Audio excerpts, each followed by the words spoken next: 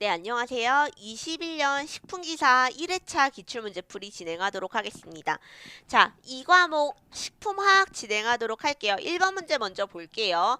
탄수화물 9번 식품이 고온에서 튀기거나 구워질 때 생성되는 발암물질은 무엇이냐 나왔어요. 자, 우리 이거 구조 몰라도 문제 풀 수 있습니다. 탄수화물 9번 식품이 120도 이상에서 고온에서 생성되는 발암 가능 물질입니다. 자, 이거 바로 뭐죠? 아크릴아마이드입니다. 주로 언제 생성돼요? 그래서 감자튀김 같이 당류 식품인데 그냥 단순히 당류만 있는 물질이 아니라 당류와 단백질 물질이 결합돼서 고온에서 튀겨질 때 생성되는 물질입니다. 자, 여기서 생성되는 그 당류와 단백질이 같이 결합한다 그랬어요. 여기서 포인트가 되는 단백질은 뭘까요? 여기 아래 나와 있죠. 아스파라긴산입니다. 아스파라긴산과 당류가 같이 들어가 있는 물질이 고온에서 튀겨질 때 생성이 되고요. 자, 그럼 우리 이거 언제 생성이 안 될까요? 조리 시간을 조절하거나 좀 더 저온에서 조리를 하게 되면은 아크릴아마이드의 생성을 방지할 수가 있습니다. 자, 다음 문제 볼게요. 하나만 더 보고 넘어갈까요? 자, 그럼 니트로소 화합물은 언제 생성이 될까요? 니트로소 화합물, 이거는 아질산염이 존재할 때 아질산염을 가열이나 아니면은 뭐 보관 조건에 따라서 생성이 되죠. 아질산 언제 사용이 될까요? 우리 소세지나 햄류 같이 육류의 그 혈색소를 고정하기 위해서 아니면 육류에서 첨가물로 사용하는 게 아질산입니다. 그렇기 때문에 이거는 햄류나 소세지를 잘못 조리 시 혹은 가열 시 생산하는 게 바로 니트로소 화합물이죠. 자, 정답은 1번 아크릴아마이드였습니다. 넘어갈게요. 자, 2번 관능 검사에 대한 설명줄 틀린 것을 골라라 라고 나왔어요. 자, 관능 검사는요. 여기 차이 식별 검사랑 특성 묘사 그리고 기호조사 패널로 나눠집니다. 자, 관능 검사는요. 언제 주로 사용하죠? 내가 식품을 만들었어요. 그 식품이 여러 가지의 의미로 많이 사용하는데 첫 번째로는 새로운 식품을 개발했을 때 그 식품이 관능적으로 우수한지를 판단하는데 아니면 내 경쟁사 제품과 비교해서 비교 우위에 있는지를 볼 때 파악하기도 하고요. 아니면 일상적으로 매일매일 생산되는 제품이 어제 생산한 제품과 혹은 내일 생산할 제품과 아니면은 뭐 기존의 컨트롤로 사용되어 있는 제품과 차이가 없는지를 판단하는 데 사용하기도 합니다. 자, 여기서 볼게요. 관능검사 패널의 종류는요. 차이 식별, 특성묘사, 기호조사 패널로 나타납니다. 자, 차이 식별은요. 아까 말씀드렸죠. 이게 어제 만들어진 제품과 오늘 만들어진 제품이 차이가 있는지 없는지 일상적으로 항상 동등한 퀄리티의 제품이 만들어져 있는지를 보기 위해서 사용이 되고요. 특성묘사는 이 제품 자체적으로 어떤 맛이 나는지 우리가 맛있다? 아니면 그냥 짜다? 달다? 이게 아니라 어떠한 짠맛이, 어떠한 단맛이, 어떠한 향미가 나는지 이런 제품의 특성 묘사를 하기 위해 사용이 됩니다. 자, 그럼 여기서 하나 볼게요. 특성 묘사 패널을 할 때 우리 일반적으로 일반 소비자 데리고 와서 이것을 맛을 판단해 보세요 라고 했을 때 나오는 건 주로 맛있어요, 짜요, 달아요, 짠맛이 너무 강해요 등등등 밖에 없겠죠. 그렇기 때문에 특성 묘사 패널은 좀 더 훈련된 패널에 의해서 진행이 되어야 합니다. 자, 기호조사는 일반적인 소비자 기호도 판단이라고 생각을 하시면 됩니다. 제품이 나왔을 때 일반적인 소비자 다수를 대상으로 진행을 하는 거죠. 그래서 이 제품의 기호도가 좋은지 안 좋은지를 판단을 합니다. 자, 그럼 볼게요. 요건 맞는 말이에요. 넘어가서 특성묘사 패널은 재현성 있는 측정형을 발생시키도록 적절히 훈련되어야 한다. 자, 나왔죠? 훈련되어야 합니다. 이 제품에 대해서 이 관능 패널들이 이 정도의 맛을 우리 어느 정도 기준점의 단맛이라고 생각을 하자라고 정했어요. 그 다음엔 다른 단맛을 비교하면서 여기에 맞춰서 평가를 해야 됩니다. 사람마다 단맛의 기호가 다르겠죠. 어떤 사람은 짠 거 좋아하는 사람들은 이 완전 강도가 높은 짠맛을 평균점이라고 생각을 할 수도 있고 어떤 사람은 짠 걸 못 먹어요. 그러면 소금이 진짜 조금만 들어가 있어도 이건 짜다라고 느낄 수 있기 때문에 자, 특성모사 패널들은 이거 기준점을 맞춥니다. 자, 이 정도를 기준점이 된 짠맛이라고 보고요. 다른 제품들을 그럼 이것보다 짜다, 달다 아니면 어떤 짠맛이다를 비교합니다. 그렇기 때문에 특성묘사는요 적절히 훈련되어 있어야 하고요.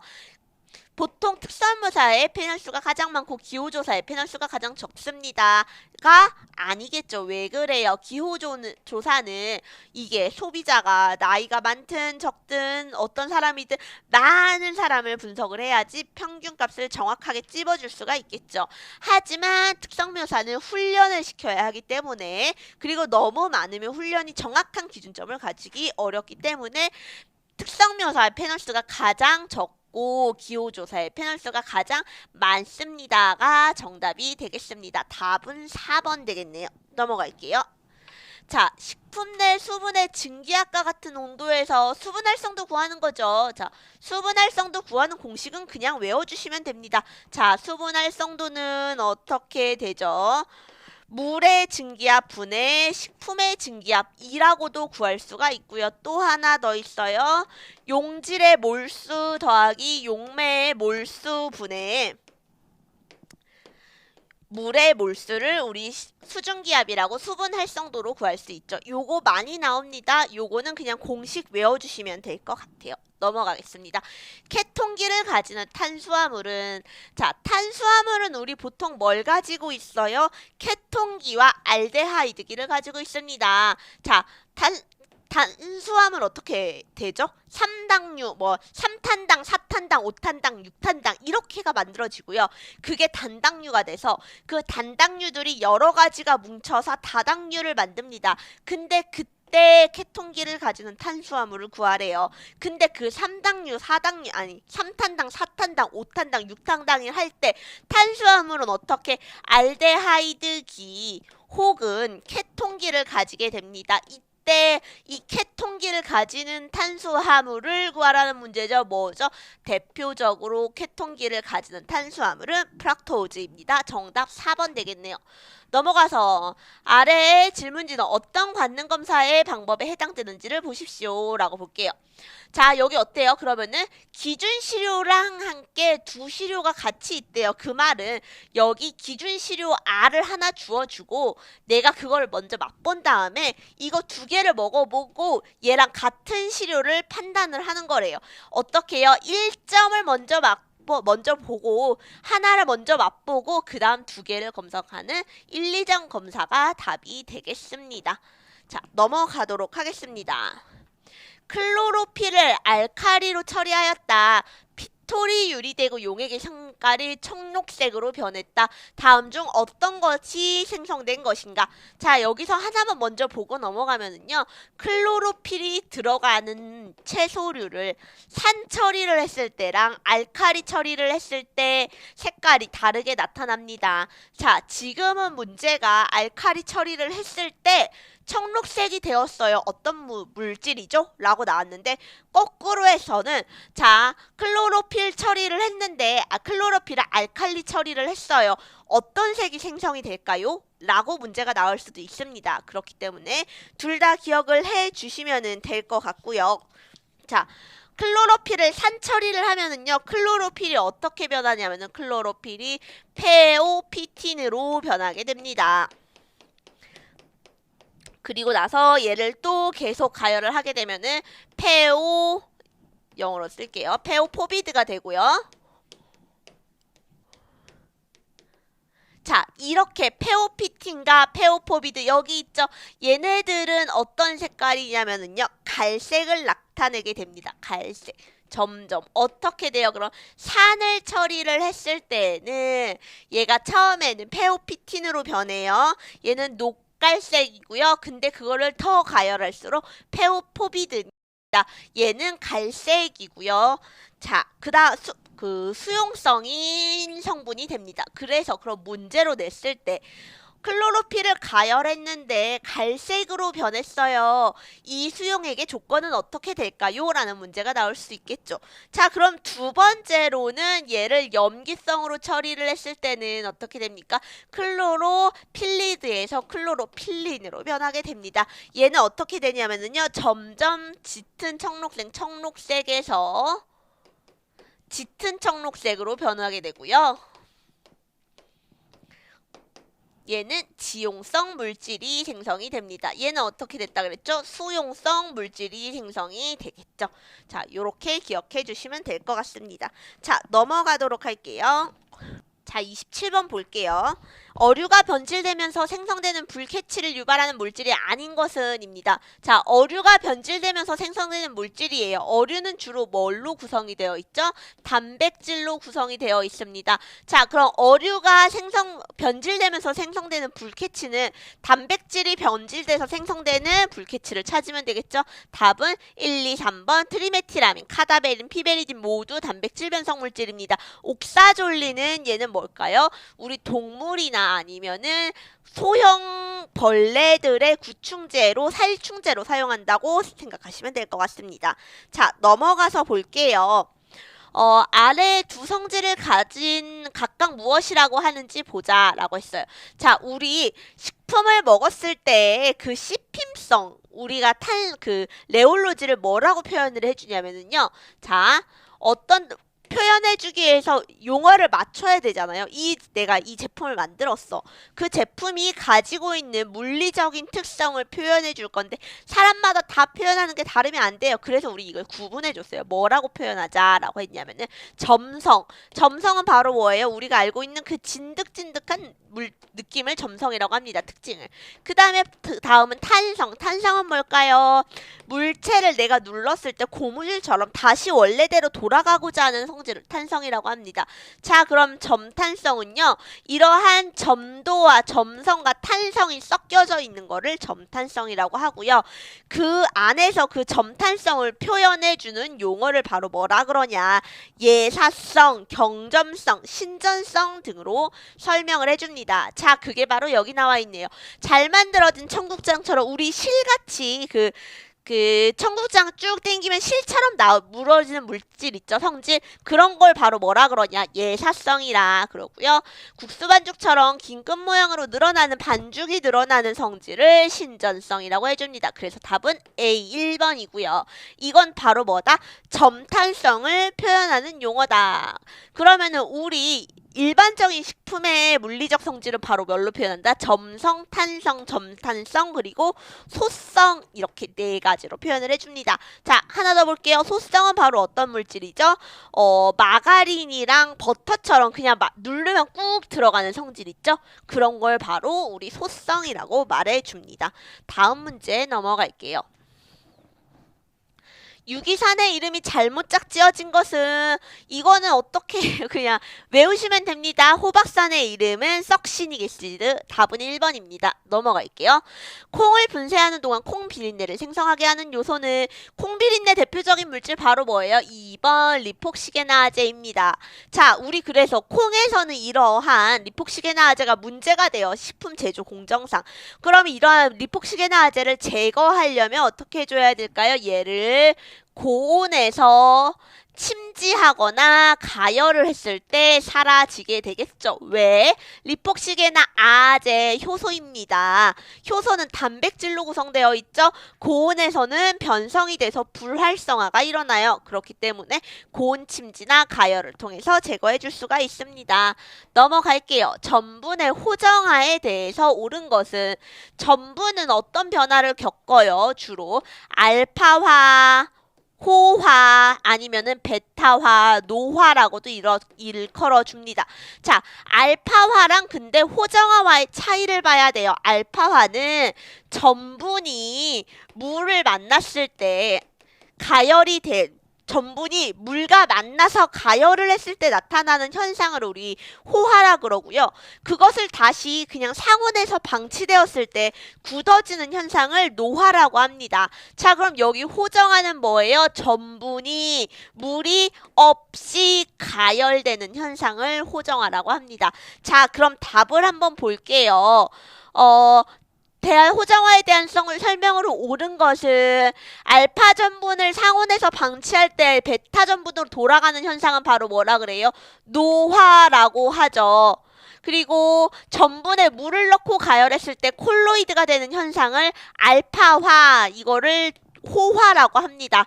자, 그럼 바로 160에서 170도에서 건열로 가열했을 때 건열 이게 중요해요. 어떻게 알파와의 차이점은 물이 들어가지 않는다. 이게 바로 호정화에 대한 설명입니다. 주로 호정화가 되는 식품에는 어떤 게 있을까요? 뻥튀기 같은 게 대표적인 호정화 식품이죠. 자, 넘어가도록 하겠습니다. 다음 중에서 산화 안정성이 가장 낮은 지방산은 자, 지방산은 이중결합이 몇 개 존재하는지에 따라서 이름도 정해지고 그 분류가 되죠. 자, 그 이중결합이 이렇게 있을 때 이중결합이 있으면 얘네가 어때요? 자꾸 얘가 이중결합이 있으니까 다른 물질이랑 결합을 하고 싶어요. 자꾸 산화되고 싶은 특징이 가지고 있어. 얘 하나만 똑 띄어가지고 나 산소랑 결합을 하고 싶거든. 그렇기 때문에 산화 안전성이 가장 낮은 것은 이중결합이 높을수록 안전성이 낮습니다. 여기서 아라키돈산 1번은 몇 개 있을까요? 이중결합이 4개가 존재합니다. 2번 리놀레익 엑시드는 2개고 나머지는 포화지방산이기 때문에 이중결합이 없는 지방산이겠죠. 그러면 답은 1번 되겠네요. 넘어가겠습니다. 자, 남백의 주된 단백질은 자 보시면은요. 1번 라이소자인 뭐예요? 대표적인 남백에 존재하는 효소입니다.